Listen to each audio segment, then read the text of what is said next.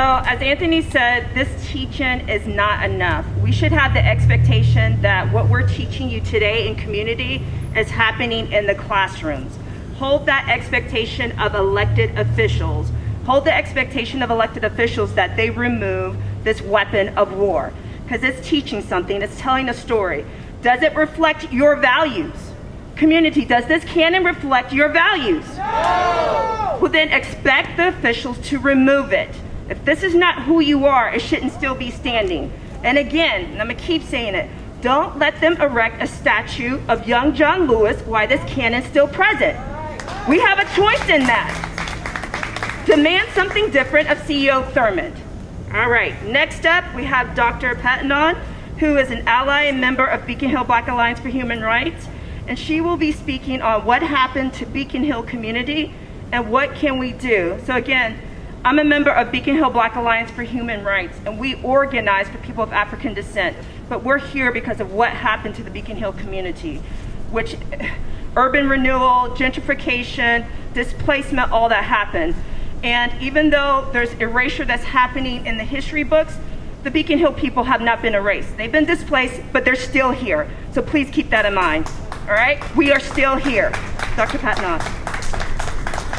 Hey everybody, thank you so much for being out here. Like everybody has said over and over again, if they're not gonna teach us this history in schools, we're gonna have to teach it to each other, and I really appreciate you being part of that learning.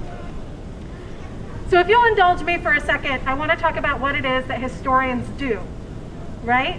That the longer you take a history class, the less it becomes about facts and dates and people, and the more it becomes about the interpretation of history. So that's how it's possible that we still have historians writing new history about the same things that have happened. It's not that we're discovering new facts, it's that we're coming up with new interpretations. Being a historian isn't about memorizing facts, it's about examining context, cause and effect, and storytelling. And all history is an interpretation. We see it through our own experiences and our own bias. So just like the United Daughters of the Confederacy were writing their version of a history, we now get to write our own versions of history that are interpretations of what we see as the context of what's going on. Lenses of interpretation are ways of looking at what happened.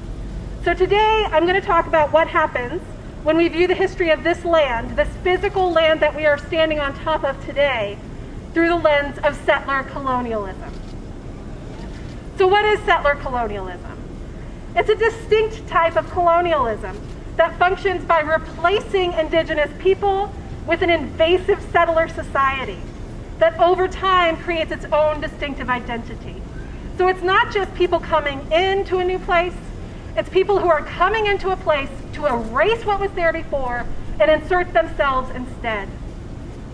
The goal of settler colonialism is the removal and erasure of indigenous peoples in order to take over that land for themselves in perpetuity. And we can talk about the settler colonist mindset. The idea that you have a right to the land that other people are already using, believing that your use is more worthy or more real, about not caring to the people who were here and instead emphasizing the security of the future of your own people, your own heirs, your own family, your own culture. So on this land that we stand on today, 200 years ago, following the forced removal of the Muskogee people, these stolen lands were distributed to white settlers through a system of land lotteries. This happened in 1821, 200 years ago. That, like a raffle, eligible white men put their names on little slips of paper. Those slips of paper were put into a drum, and they were pulled out and told which piece of land they could buy. The land that had been stolen from the Muskogee people that we've heard about today. The land that became DeKalb County was distributed in plots of 202.5 acres. So if you won that land lottery, you got to buy your piece of that stolen land. DeKalb County was founded in 1822, and the city of Decatur was incorporated in 1823. So in about a year from now, you're going to start hearing about the 200th anniversary of the city of Decatur. And I want you to think back on this idea of the land lottery. How was it that we had land to build the city of Decatur, It's because it was stolen and sold off to white people. But another important note of this is the privatization of the lands that had been public. This is called accumulation by dispossession. So what happens when you take land that was owned collectively by the Muskogee people and you sell it off to individual white men? Well, those landowners then start to profit off of the land. They have agriculture, they have mining, and they start selling off smaller pieces, right? So imagine that you're the person who gets to own the 202 acres that we're standing on, and now you get to sell off the pieces of that to build the businesses, to build the homes, to build the community that the white people are moving into. That's accumulating profit on the dispossession of Native people. That's what it is, full stop. So let's take that settler colonialism lens and let's put it into other aspects of Decatur history. So after the end of the Civil War, free black Africans settled in an area of South Decatur called the Bottom. If it wasn't for these buildings, we would be able to literally see it today. If you think about the place where the high school is, where Ebster Park is, where Thinking Man Tavern is, all of that was known as the Bottom. It later became known as Beacon Hill or the Beacon Community. Black residents were constrained to this area because of racist policy, Jim Crow laws, restricted covenants, and racist lending practices that meant that it was both illegal and unsafe to try to live elsewhere in Decatur. And even so, the area was thriving. The community was thriving. They had businesses, they had schools, they had families, they had a community that was building a great place for their people, even as they were being constrained by racism. But by the 1930s, white Decatur looked at that place, that community, and decided that it wasn't good enough. They called it blighted. They said it was a blighted area like cancer that threatens to eat its way into the vital organs of our municipality. That was a Decatur Housing Authority official saying that about the Beacon community. This was the public discourse by Decatur officials about the Beacon community.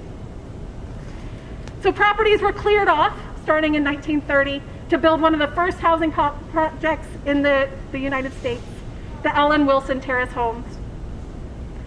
But this clearance continued into the 1960s. In the 1960s, areas of the Beacon community are condemned, they're purchased, they're cleared off, they're redeveloped. They bulldozed homes, they bulldozed businesses, they eventually bulldozed churches and schools that were important pieces of this Beacon community. And they replaced them with downtown Decatur, with the Decatur High School, with the county courthouse, with Chick-fil-A, with eventually Ebster Park and the police department. They replaced what had been the Beacon community where black people were forced to stay and then were forced to leave. It tore apart the fabric of the Beacon community. Residents ended up scattered throughout the metro. So if we take that settler colonialist lens, if we look at this, and we think, who is getting cleared off? Why were they getting cleared off? What was going in to replace it? The Beacon community was created and then destroyed because of white profit. Right. Let me say that again. It was created and then destroyed because of white profit. Yep. Because white settler colonialism in the 1930s and the 1960s looked like accumulating and dispossessing just like it did 200 years ago. But we're not going to stop in the 1960s, all right? So we're going to come to now, to today, to yesterday, to tomorrow, to modern gentrification. We're going to see this same settler colonist process that takes place now in this different form. So gentrification, it's a word I know every single one of you has heard, but what does it mean? Well, it depends on who you ask, so I'm going to give you a definition. That it's wealthier people, the gentry, moving into an area and displacing the current inhabitants. Usually this has a cultural component. It's not only about racial change, but because of the American racist systems, wealth accumulation happens primarily for white families, So gentrification is generally something that happens with white families moving in. And sometimes you'll hear people talk about gentrification as being a good thing. They'll say, don't we want investment in blighted areas? Isn't this great? But again, this is displacement of historic residents. And it's the new residents who benefit from that investment. It's not a positive for the community that had been there, that had been purposely disinvested so that now we could have reinvestment for the new residents. So in 1980, 50 years ago, 41% of Decatur residents were black. 41%. Anybody have a guess what that number is today? 18. As of the 2020 census, it is 21%. 21%. So the actual number of black residents in Decatur has dropped, while Decatur has grown by more than 60%. So who is it that's moving into Decatur? It's not the black people. Right. It's the white settler colonialist gentrifiers who are moving into the city of Decatur. Because of this, housing prices have skyrocketed. Demand for the excellent schools taught by these excellent teachers is bringing people into the city of Decatur. And I'm not an economist, but let me tell you, supply and demand raise prices, right? There's limited supply, there's more demand, prices go up. And again, we have to talk about displacement, right? So when a housing price goes up, property taxes go up. That's right. And if you're talking about long-term residents who have been here for 20, 30, 40 years, who are now seniors, who are on fixed incomes, who can't afford their property taxes doubling, tripling, getting even worse every single year, they're becoming displaced. So they're not able to benefit from all the things that their taxes have been paying for. And again, race and class intertwined. You can't talk about one without the other. So that means that overwhelmingly, those who are being displaced are more likely to be black families. So when we think about this gentrification process and what is happening in the city of Decatur, Decatur is known and is proud of being a diverse place.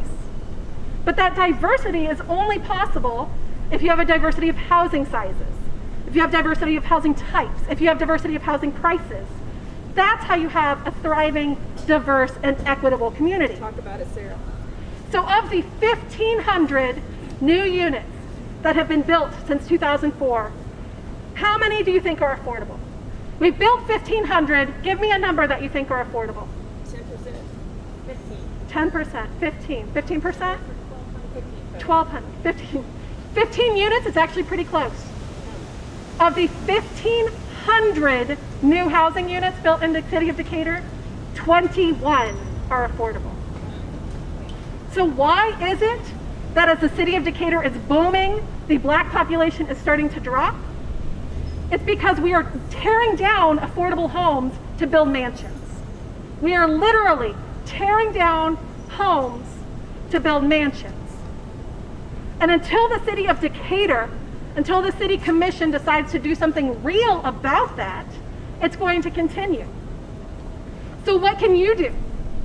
First off, you can join the Beacon Hill Black Alliance for Human Rights. Beacon Hill Black Alliance for Human Rights and their housing co-chair, Phil Coffey, right over there, are working to make sure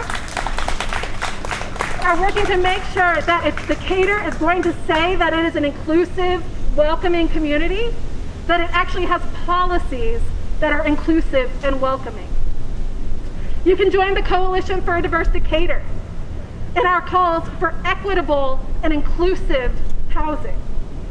So this includes things like mandatory inclusionary zoning, right? That's where you should clap. Mandatory inclusionary zoning is something that we got in the city of Decatur because of work of Beacon Hill and other groups. That is a success story. That means that next time we have a big building going in, like we do right now at the Bank of America Plaza, the next one is going to have affordable units in it. And everyone after that is going to have affordable units in it. So that people who are teaching in our schools, who are working in our fire department, who are working at the courthouse can actually afford to live in the city of Decatur. What a concept, right? But that's not it. That's not all we need. Another way you can do it is to demand an end to the exclusionary single-family only zoning. That's our next fight. We have to end racist policies like single-family only zoning. If you look around your favorite neighborhoods, what do you see? You see single-family houses, you see little buildings that have 2 or 3 or 4 units in them. That's how you get an affordable, inclusive, diverse housing stock. And if you have an affordable, inclusive, diverse housing stock, then you can have a diverse community. So in the next year, you're going to see a lot more talk about this. What does it mean? It means that we don't want to have communities that have to all be cookie-cutter houses anymore. We want to have communities that look like our past communities, the ones that are getting cleared to build those McMansions. So I invite you to join with us, join with the Coalition for a Diverse Decatur, join with Beacon Hill, continue to make sure that when you're thinking about these histories, you're putting on these lenses. You're saying, what does it mean for our history to look like this? What does it mean for our community to look like this? And how can we make it different in the future? And we make it different by demanding something different in our schools, in our city, and throughout our lives. Until we demand something different, it's not going to change. Thank you.